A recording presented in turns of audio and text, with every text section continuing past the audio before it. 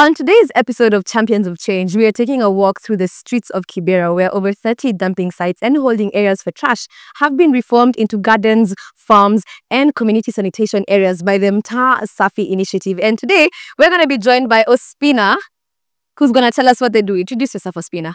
Thank you. My name is Ospina. I'm the founder of Mtaa Safi Initiative. It's a youth-led, community-based organization in Kibera. And we work on different programs: waste management, water sanitation and hygiene, circular economy, entrepreneurship, and mentorship. And welcome with me to the farm.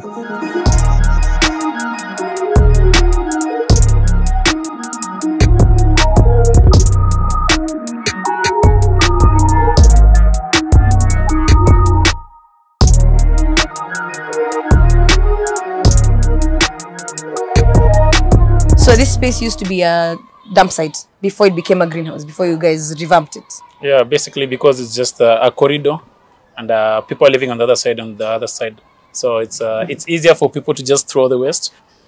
And we've been trying to clean it for the longest time, but I mean, because it's very difficult to monitor the place. Mm-hmm. So people find it easier to dump, and we felt like we need to do something creative with this space. Mm-hmm. Yeah. So this place used to be like the home of flying toilets. Yeah. Like umesema tu mahali unaona something just landed. So how did you get the people around to actually stop dumping in the space? Because I can imagine, as much as you made use of the space, it's not like it was obvious that there's something happening here. Kuna mtu tu bado beyond the fence atarusha akijua the space is still available for trash. So I mean, it's easier for me because nimegrow up. Mm-hmm. And the fact that people have been using the space in a wrong way, we needed to come up with awareness creation and sensitization, to do a lot of capacity building, engage the community members, and they needed to understand and see the picture of what the place will look like. So we did a lot of activities together with our partners, Q Point, and most of our friends, and we did a cleanup. After the cleanup, we shared the vision of the sketching and how we want everything to look like. The community members picked the varieties of the food they love to be grown in this place. Again, for us, it's more of local solution to local problems. So we were trying to flee away from food security to food sovereignty, where people pick whatever they consume. And like for food security is more of having the food that can be provided for the people. Yeah.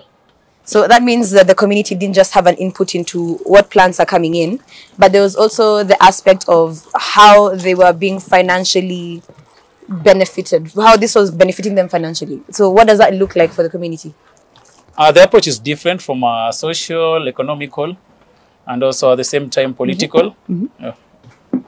So basically for them is how they can grow the food, how the kids can learn from the farm, what produce do we get, how sustainable the project itself can be. And that is the biggest thing for us. And at the same time, without the community accepting this project, and without having the ownership, then it's very difficult for it to be sustainable. So the community plays a major role. Yeah. You can water there. So, mm-hmm. Yeah, so I mean, the concept of engaging the community in everything that we are doing, because it's locally led, makes it easier for the project to self-sustain itself. To sustain itself. Yeah, to sustain itself, and also at the end of the day, to see how we can upscale from this, because this was just a pilot project to show the community that there is possibility of replicating this. So tell us, how did you come to hear about Mtaa Safi? Yeah, so I think we were just in general looking into projects or initiatives that were really focused on community engagement and working with the community members towards improvement within the community. And then we came across Chuma and of course his team at Mtaa Safi. So that's why we saw a fit there. So how are you involved in the project? There was this idea to transform the dump site into an urban farm, and since we are more focused on food safety management, quality management, we thought we can collaborate with Mtaa Safi to really turn it into a working urban farm. So we have been involved in also managing a bit the food safety, so making sure that the vegetables that are grown here are also grown in a food safe manner. And also involving the team of Mtaa Safi, in trainings for example, organic pest management or the use of organic fertilizers. Yeah, so we were just guiding them through the process a bit and helped start the project with funds. And after that, they really took it on in their own business model and are now still able to run the farm while it has already been established over a year ago, actually. So since then, they have run it fully independently. which is really nice. How many dump sites around Kibera have you cleaned up?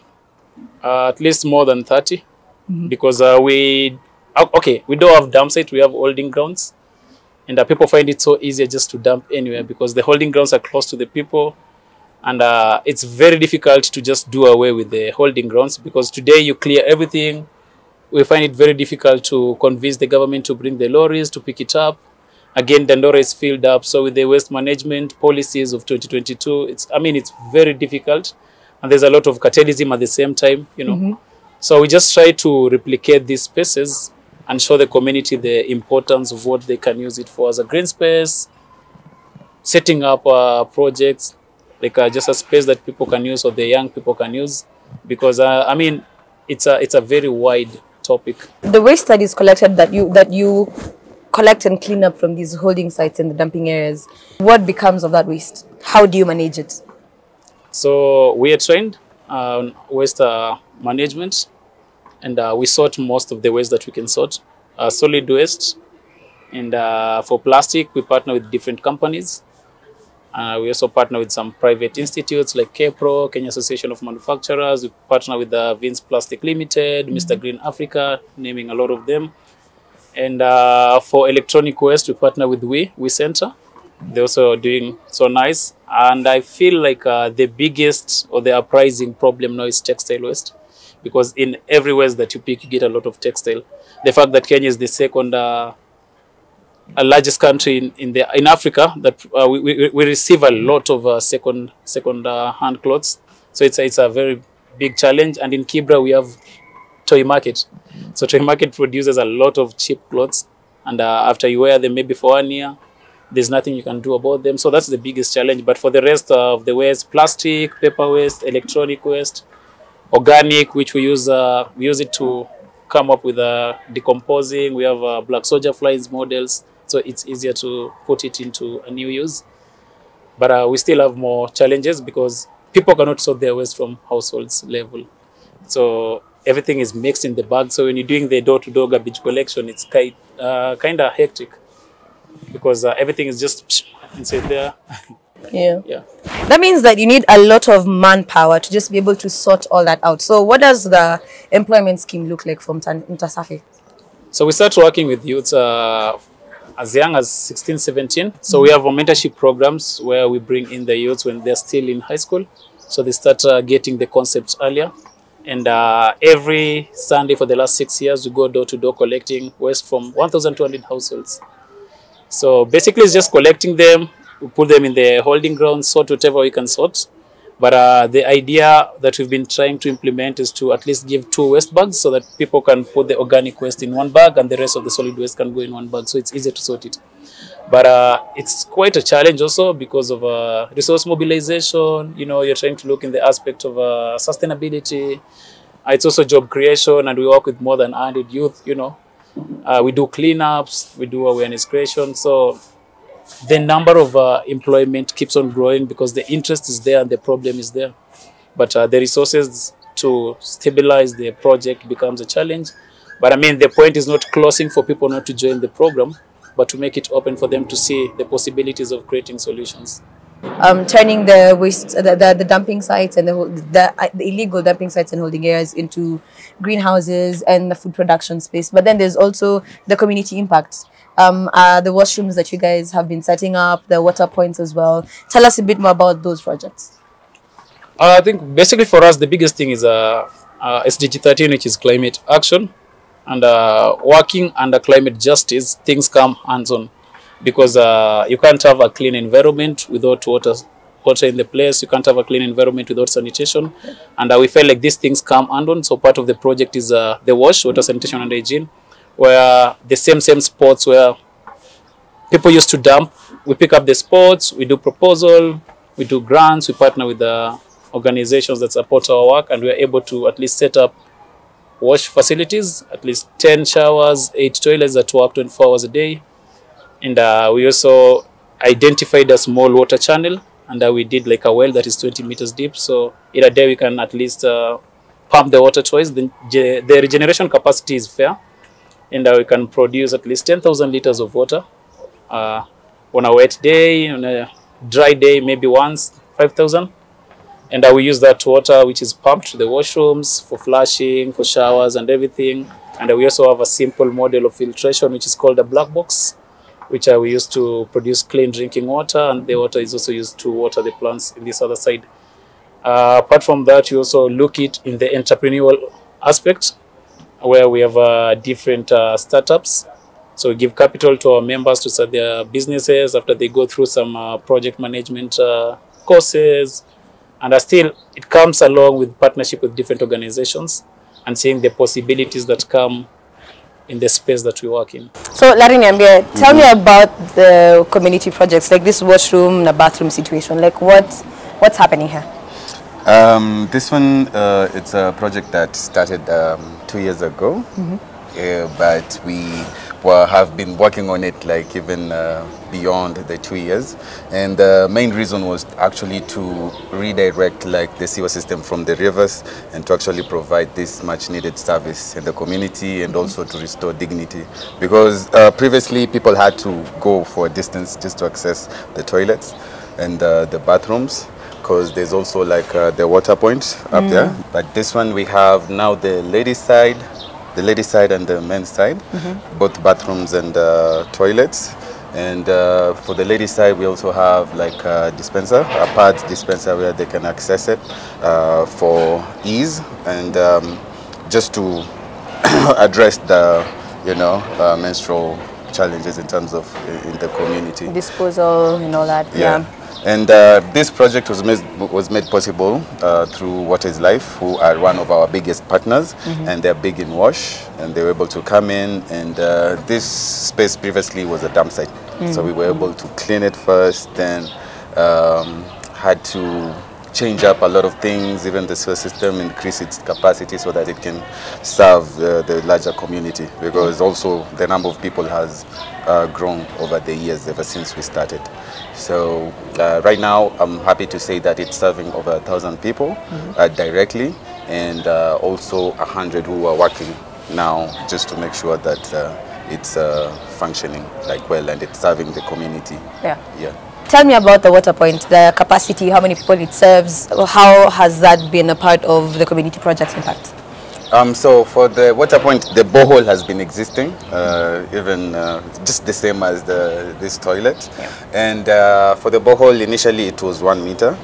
And then with our team, we were able to extend it for like to 20 meters now. And the regenerative capacity is also like really good, but it fluctuates at some point. Like right now, we don't have like the constant supply of water, but we are working towards it in terms of storage, and we are trying to work on another tank. But for the water point, even the kind of impact it has had. Also, the water point serves over 1,000 people in the community. We are in Gatwekera right now, and that's both male and female. Yeah. What's the water capacity that you pump in a day? Okay, for the capacity that it provides in terms of the water, it's 10,000 liters, so twice a day, 5,000, morning and evening, so the whole day 10,000 liters. Yeah. As a youth who grew up in this community, there's a tendency of a belief growing up that men shouldn't cry, we can't express ourselves. There are things that you just cope up with, and we realize that from the research that has been done, at least out of 10 people that commit suicide, 7 are men, which has been alarming. So we introduced mentorship programs under mental health. But the challenge is that we don't have safe spaces where people can come and chill, they can express themselves, they can have expertise to talk to, people they can trust. And we've been trying to partner with different friends, organizations to create a safe space in the community. Spot in the farm where people can just come and chill, you can have expertise that you can talk about your problems to, and find a solution, because it's something that is alarming. And from my personal experience, I lost a friend last year. I mean, we just joke a lot. Somebody says, hey, things aren't working for me. As men, we say, you're a man, you'll figure out something. Somebody will be like, I'm thinking of hanging myself. I mean, you'll make fun out of it. It's like, hey, you're going to look like a bulb or something. But at the end of the day, unfortunately, we lost a friend. So it's something that trickles down to the small things that we can do in the community, and that's why we feel it's an important avenue to have such spaces. Yeah. So back on the waste management end, let's just talk about the impact that it has had on the society around you guys, the different homes and stuff, how it's been able to just help around the livelihood in Kibera. I think the first one is youth engagement, because when we started, we only had like 25 youth as the members. Now we have more than 100 plus youth that we work together with. In terms of job opportunities, we also partner with different companies that have employed at least more than 50 of our youth. Apart from that, there was a time in 2021, 2022 where there was a big outbreak of cholera in Kibera. So by fumigation, awareness creation, capacity building, we've done a lot, because, I mean, we try to focus on adaptation more, and like mitigation, it's quite expensive. And the kids are now feeling comfortable. The community is feeling comfortable, and they also take the ownership of cleaning their own environment. At the same point, we've been recognized several times through different awards as a Youth Sustainable Champions, Innovation and Creativity, because we've done more than 10,000 tons recycling of plastic itself. So that's a major milestone for us. And we've also replicated different dump sites. We've also motivated different youth groups to start these initiatives, because as Mtaa Safi, we don't believe we can do it alone, and we can't do it like in every sport. We have 13 villages in Kibera. So the thing is capacitate them to do them in their own villages. And it's something that has been working. So it's more of partnership thing. It's more of networking, creating avenues and opportunity for local people. Yeah. In Nairobi's biggest informal settlement, waste disposal as well as waste management has become a rising issue. But the Mtaa Safi Initiative is making sure that each and every one of these illegal dump sites and spaces that is causing the rising health issues within the settlement are resolved, and that there's enough food production that's going to increase and boost the community economically as well as socially. I will see you in the next episodes of Champions of Change. But for now, Hachani enjoy ko tend kasku.